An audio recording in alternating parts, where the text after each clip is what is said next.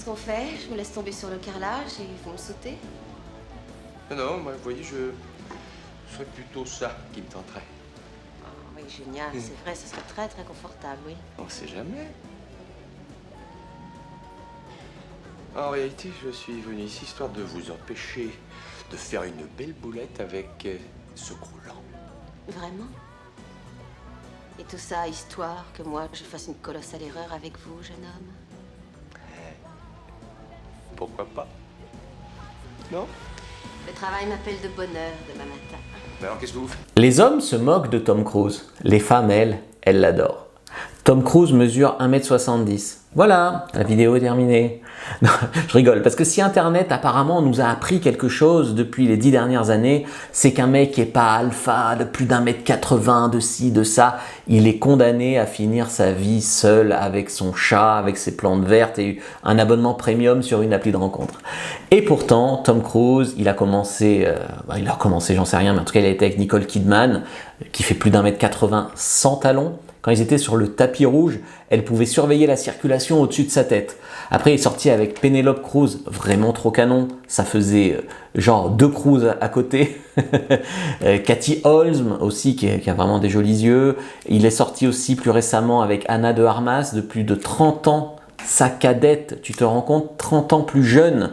C'est un petit peu les âges qui sont rapportés dans la presse. Moi, malheureusement, je ne la connais pas personnellement.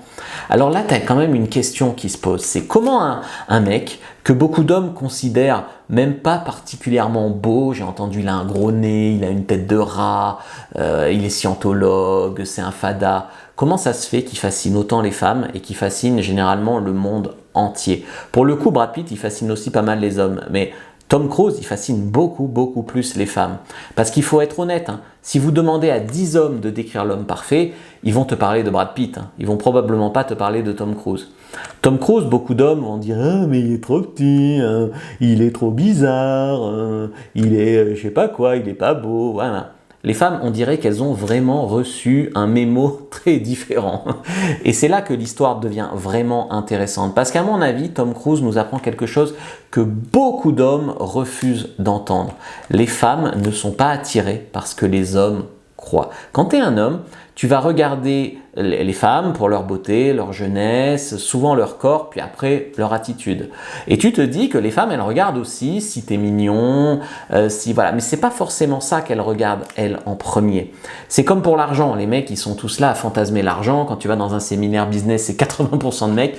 L'argent, ça fascine les hommes. Et donc, ils disent, les femmes ne cherchent que de l'argent. Ce qui est de la projection, si tu veux. Tom Cruise, quand il débarque à Hollywood, c'est pas le plus grand, mais c'est peut-être le plus imposant par son langage corporel, par la longévité de sa carrière, par la légende. Il est arrivé à l'époque avec une ambition monstrueuse. Et quand je dis monstrueuse, je pèse mes mots. La plupart des acteurs rêvent de devenir célèbres. Tom Cruise, il a décidé qu'il allait devenir carrément une institution, le mec. Et ça, c'est pas pareil. Le mec, il joue pas simplement dans des films. Il fait des films, il transforme les films, il court sur les toits, il court sur les falaises, il pilote les avions, il incarne des vampires, il s'accroche à des avions en décollage. C'est aussi un cascadeur, tu vois. C'est un cascadeur nommé aux Oscars avec les plus belles femmes dans son lit. Et ça compte énormément parce qu'il a une qualité que beaucoup d'hommes sous-estiment. C'est que il est compétent. Il est très compétent. Il a une compétence exceptionnelle et ça c'est sexy, c'est très sexy. C'est beaucoup plus sexy que ce qu'on imagine. Tom Cruise dégage quelque chose que finalement très peu d'hommes dégagent. La vraie confiance en soi, la pure confiance en soi, la maîtrise. Tu peux l'aimer, tu peux le détester parce que ça peut t'énerver chez lui, mais personne ne regarde Tom Cruise en se disant « ce mec il manque de discipline ». Personne, même ses détracteurs ils disent pas ça. Et là on arrive sur un autre concept fondamental, c'est le statut. Le statut, pas le statut sur Facebook, le vrai statut. Le statut que tu obtiens après 40 ans à dominer ton domaine. Parce que Tom Cruise bénéficie pas seulement de la présélection, c'est une présélection nucléaire. C'est Nicole Kidman, Penelope Cruz, Cathy Holmes, elle avait dit « Je regardais Tom Cruise dans des films quand j'étais petite et j'étais amoureuse de lui déjà. » T'imagines la différence d'âge? Et une longue liste de femmes parmi les plus désirées du monde. À ce stade-là, c'est vraiment plus de la présélection, c'est un audit complet de toutes les chattes d'Hollywood. Quand autant de femmes exceptionnelles choisissent le même homme, le cerveau devrait se poser des questions. Et le cerveau des femmes, selon la présélection, se disent que Tom Cruise, il faut vraiment le connaître, quoi, le voir pour le croire. Mais ce qui est fascinant, c'est que Tom Cruise a aussi une face sombre. Parce que sinon, ça serait trop facile. Il y a la scientologie, évidemment. C'est un sujet vraiment polémique, explosif. Ça peut faire fuir énormément de monde. Mais ce qui est intéressant avec Tom Cruise, c'est qu'il les emmerde tous. Hein. C'est incroyable. Son implication dans l'organisation a alimenté des controverses, des observateurs, des légendes, ils ont raconté des tas de trucs. Et puis, il y a son besoin de contrôle, sa réputation de perfectionniste, son obsession pour le travail, une image ultra maîtrisée.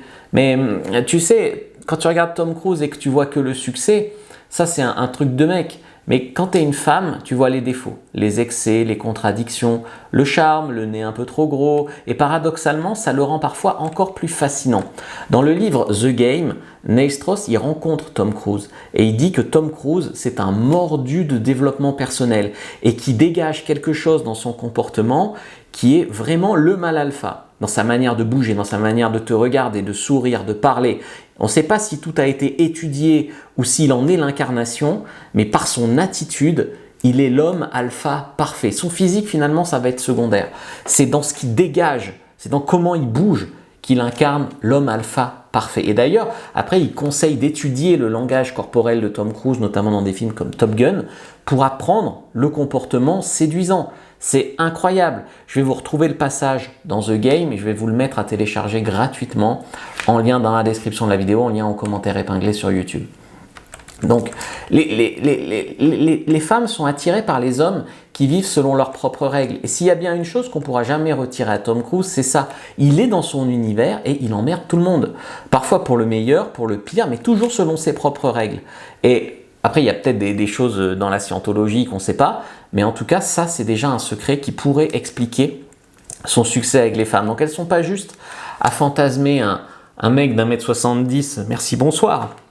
Elle fantasme pas la paire de chaussures avec des semelles compensées. Elle fantasme pas juste un acteur aux yeux verts. Elle fantasme ce qu'il représente. La maîtrise, la confiance, l'audace, le courage, la compétence, surtout une conviction absolue. Et là, tu as encore le choc de génération. C'est les femmes de mon âge, elles vont te dire Tom Cruise, il est moche. Les femmes de la génération au-dessus, ma tante par exemple, a Tom Cruise, trop beau gosse, tu vois. Et quand il entre dans une pièce, mais j'aimerais bien tous les mecs là qui le critiquent ou toutes les femmes qui disent il est moche, s'ils se retrouvaient devant lui dans une pièce, j'aimerais bien voir leur tête. Donc tu vois, peu importe l'âge, la taille, le compte bancaire, c'est depuis la nuit des temps, tu travailles ton langage corporel, ta confiance en toi, et c'est peut-être la véritable leçon de la séduction pour avoir les plus belles femmes, même des plus grandes que toi, même des 30 ans plus jeunes, que Tom Cruise peut nous donner. Les hommes passent leur temps à parler de centimètres, que ce soit en hauteur ou en tub, et les femmes, pendant ce temps, elles regardent vraiment autre chose. Si tu veux vraiment apprendre la séduction, je t'invite à une conférence en ligne. Première description de la vidéo, lien en commentaire épinglé, je vais te mettre le lien pour y participer. Ça s'appelle « Comment avoir plus de succès avec les femmes sans passer tout son temps à la salle de sport, sans être riche, célèbre et hyper beau gosse ». Donc c'est vraiment une conférence complète où tu vas découvrir pas mal de trucs. Donc inscris-toi si ça t'intéresse, like, commente, partage et regarde cette autre vidéo avant de partir sur Brad Pitt.